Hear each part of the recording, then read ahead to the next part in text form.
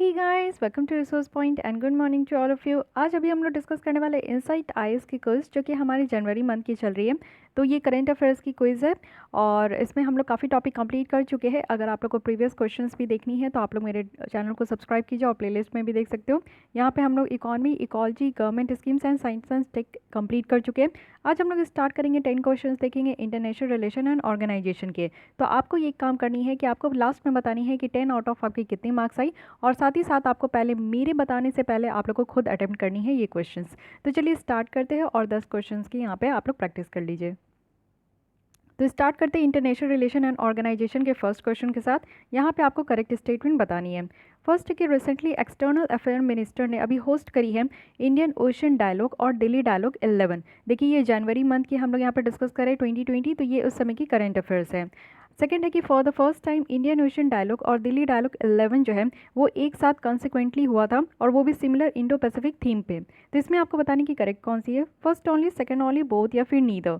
तो यहाँ पे अगर मैं बात करूँ तो बिल्कुल सही बात है। ये जो आपकी इंडियन ओशन डायलॉग और जो दिल्ली डायलॉग 11 हुई थी, इसमें जो है हमारी ये होस्ट जो की गई थी ये हमारी एक्सटर्नल अफेयर मिनिस्ट्री के द्वारा की गई थी। और ये पहली बार ऐसा हुआ था कि ये दोनों जो डायलॉग है यानी कि इंडियन ओशन डायलॉग और जो दिल्ली डायलॉग है वो एक साथ हुआ था, और वो भी सेम इंडो पैसिफिक थीम में। तो यहाँ पे हमारी जो आंसर आ जाती है वो यहाँ पे सी करेक्ट है। यहाँ पे कुछ बेसिक आपकी एक्सप्लेनेशन दी गई है कि ये 6th इंडियन ओशन डायलॉग था और दिल्ली डायलॉग था, जो कि यहाँ पे आपका कहाँ है, प्रवासी भारतीय केंद्र न्यू दिल्ली में हुई थी। जो थीम है इस बार की इंडियन ओशन डायलॉग की वो है इंडो पैसिफिक री imaging the Indian ocean through the expanded geography. तो आप लोग अगर यूपीएससी के अलावा और भी एग्जाम की प्रिपरेशन कर रहे हो तो उसमें आपको इस थीम से रिलेटेड क्वेश्चन पूछा जाएगा। दिल्ली डायलॉग की भी आप लोग को थीम पता होना चाहिए। ये है advancing partnership in Indo Pacific, और इसको ऑर्गेनाइज किया गया था असिस्टेंस जो कि रिसर्च एंड इन्फॉर्मेशन सिस्टम है डेवलपिंग कंट्रीज़ के। तो ये ध्यान रखनी है। अब आइए सेकंड क्वेश्चन में चलते हैं। यहाँ पे बात की जा रही है आर्कटिक काउंसिल के बारे में, और आपको करेक्ट बतानी है। एक सेकेंड, हाँ लास्ट वाली ऑप्शन नहीं दिख रही थी। आर्कटिक काउंसिल के बारे में फर्स्ट है कि जो आर्कटिक काउंसिल है वो यहाँ पे लीडिंग इंटर गवर्नमेंटल फोरम है, जिसमें कि यहाँ पे जो आर्कटिक स्टेट है उनमें कॉपरेशन, कोऑर्डिनेशन और इंटरैक्शंस के लिए है, और कोई भी सस्टेनेबल डेवलपमेंट की इश्यूज़ को डिस्कस किया जाता है। इन्वायरमेंटल प्रोटेक्शंस की काम की जाती है, वो भी आर्कटिक वाले रीजन में। सेकेंड है कि जेनेवा डिक्लेरेशंस जो है वो यहाँ पे लिस्ट करती है जितने भी आर्कटिक काउंसिल के मेंबर हैं। थर्ड है कि जो डिसीजंस है आर्कटिक काउंसिल के वो यहाँ पे कंसेंसस के द्वारा लिया जाता है जितने भी आर्कटिक काउंसिल के स्टेट हैं। तो आपको करेक्ट बतानी है first and second, second and third, first and third, first second third. तो आर्कटिक काउंसिल के बारे में हम लोग पढ़ चुके थे, यहाँ पे मैं बताई भी थी आप लोग को इंडियन पीटी 365 के आईआर वाले रीजन में कि आर्कटिक काउंसिल के कौन कौन से कंट्री यहाँ पे मेंबर हैं।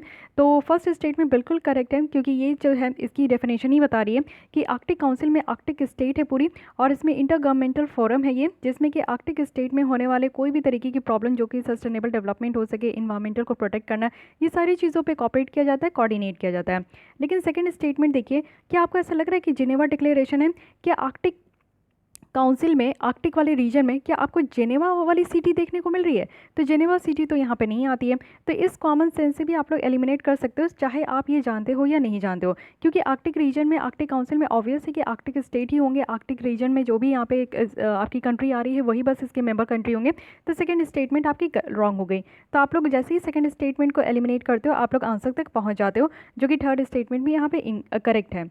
आर्कटिक काउंसिल की बात करूँ तो यहाँ तो इसकी डेफिनेशन बता ही दी। साथ ही ये ओटावा डिक्लेरेशन है जिसमें कि जितनी भी कंट्रीज़ हैं आर्कटिक काउंसिल के मेंबर हैं, जैसे कनाडा है, डेनमार्क है, Finland, Iceland, Norway, Russian federation, Sweden and united state. तो यहाँ पे आपका जो है ये ओटावा डिक्लेरेशन है। ऑब्जर्वर स्टेटस अगर हम लोग आर्कटिक काउंसिल में देखें तो ये है नॉन आर्कटिक स्टेट के लिए ओपन है कि यहाँ पे ऑब्जर्वर स्टेटस है। ऑब्जर्वर स्टेटस का क्या मतलब होता है कि जो भी यहाँ पे आपके नॉन आर्कटिक स्टेट है और ऑब्जर्वर स्टेटस उनको मिला हुआ है, तो जो भी मीटिंग वगैरह होती है वो उसमें पार्टिसिपेट कर सकते हैं, लेकिन वो वोट नहीं दे सकते। तो ये यहाँ पे ऑब्जर्वर स्टेटस का मीनिंग होता है। आर्कटिक काउंसिल असेसमेंट और रिकमेंडेशन की बात करूं तो ये आपका रिजल्ट है कि यहाँ पे एनालिसिस किया जाता है, एफर्ट्स लगाया जाता है, वो भी वर्किंग ग्रुप के द्वारा, और जो भी डिसीजंस है वो यहाँ पे जितने भी 8 आर्कटिक काउंसिल स्टेट है उन्हीं के द्वारा लिया जाता है।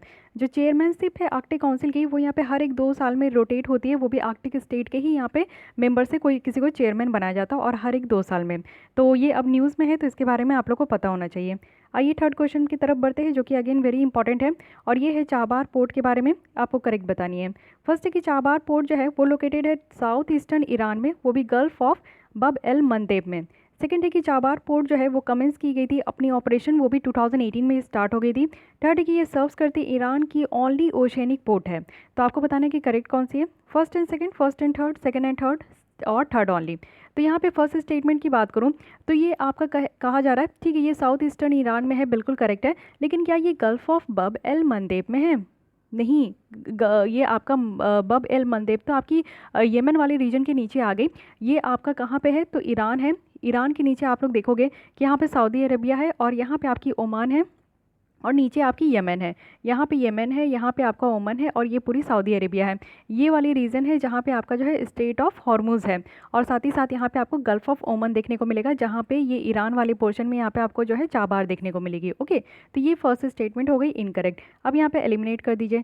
सेकंड स्टेटमेंट देखिए, तो चाबार पोर्ट जो है 2018 में अपनी ऑपरेशन स्टार्ट करी थी, तो बिल्कुल सही है। सेकंड यहाँ पे सही हुआ, तो आपकी आंसर यहाँ पे निकल गई, जो कि है C, second and third is the correct answer. और ईरान की ये ओनली ओशनिक पोर्ट है, तो ये भी ध्यान रखनी है। ओके, और ये जो है हमारी इंडिया के द्वारा ही बनाई जा रही है चाबार पोर्ट, ये भी ध्यान रखनी है। और ये सिर्फ ओनली ओशनिक पोर्ट है, और यहाँ पे दो सेपरेट पोर्ट है, एक है शाहिद कलांतरी और एक है शाहिद बेहस्ती, तो ये भी ध्यान रखना है। चाबार पोर्ट की बात करूँ तो ये आपका 2018 में स्टार्ट हो गया था, और यहाँ पे 4500 कंटेनर्स है जो कि इंडिया से चाबार पोर्ट की तरफ, चाबार पोर्ट थ्रू ये जो है इंडिया से ये मूव किया है, वो भी अफगानिस्तान में। तो ये भी ध्यान रखना है, स्टार्ट हो गई है और हम लोग की मूवमेंट भी यहाँ पे स्टार्ट हो गई है। तो अब आते हैं फोर्थ नंबर क्वेश्चन में। यहाँ पे आपको बतानी है यूरोपियन ग्रीन डील के बारे में। So which one is the following is the correct answer, आपको ये बतानी है।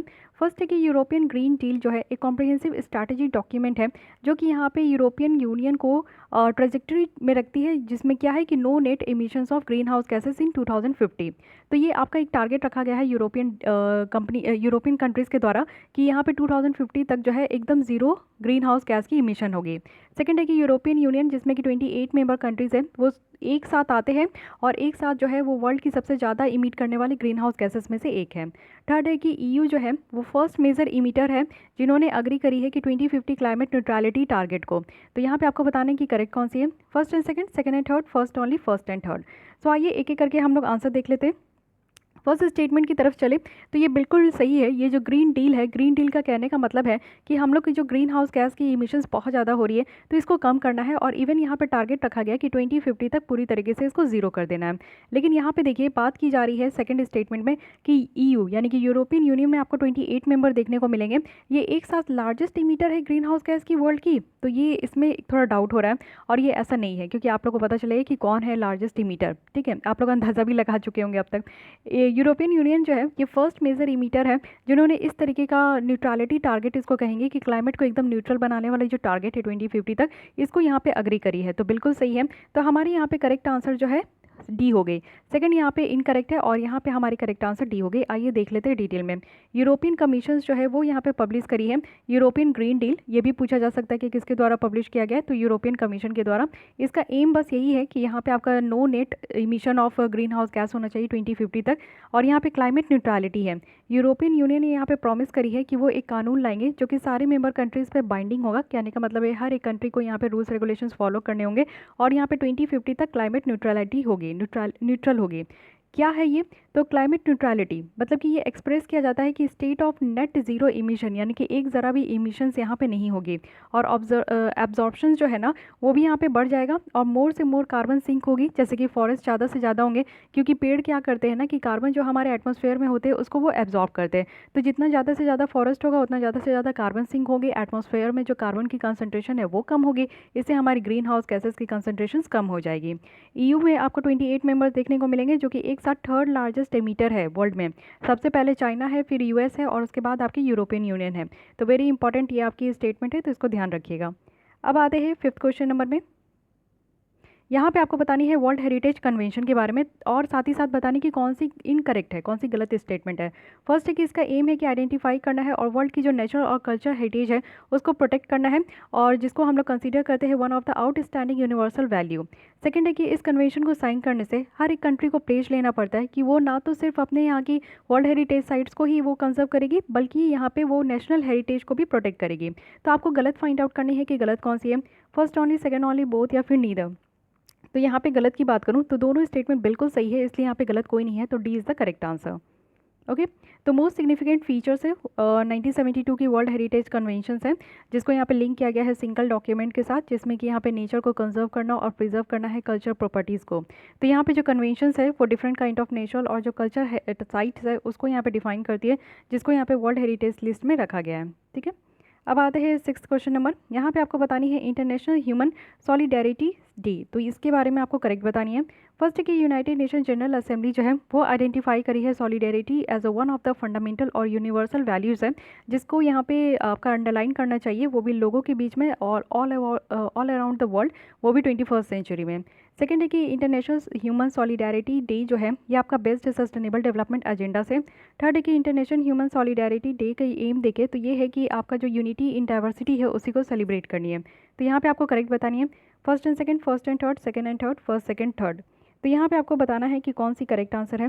तो यहाँ पे आप लोग अगर जानते हो कि ह्यूमन सॉलिडेरिटी डे के बारे में, तो इसका एम तो यही है, क्योंकि हम लोग कहते हैं कि विविधता में एकता है, यूनिटी इन डाइवर्सिटी। हमारे यहाँ इतना ज़्यादा डाइवर्सिटी है हर एक चीज़ को लेकर, लैंग्वेज को लेकर, कल्चर को लेकर, ट्रेडिशंस को लेकर, हमारे हर एक चीज़ को लेकर, है कि नहीं। आपको यहाँ पे विभिन्न तरीके के रिलीजन देखने को मिलेंगे, कम्युनिटी भी देखने को मिलेंगे, तो बहुत सारी हमारे यहाँ डाइवर्सिटी है, तो उसमें यूनिटी को हम लोग यहाँ पे सेलिब्रेट करते हैं। और इसकी बात यहीं पे यूनाइटेड नेशन जनरल असेंबली के द्वारा भी कहा गया कि वन ऑफ द फंडामेंटल और यूनिवर्सल वैल्यू है।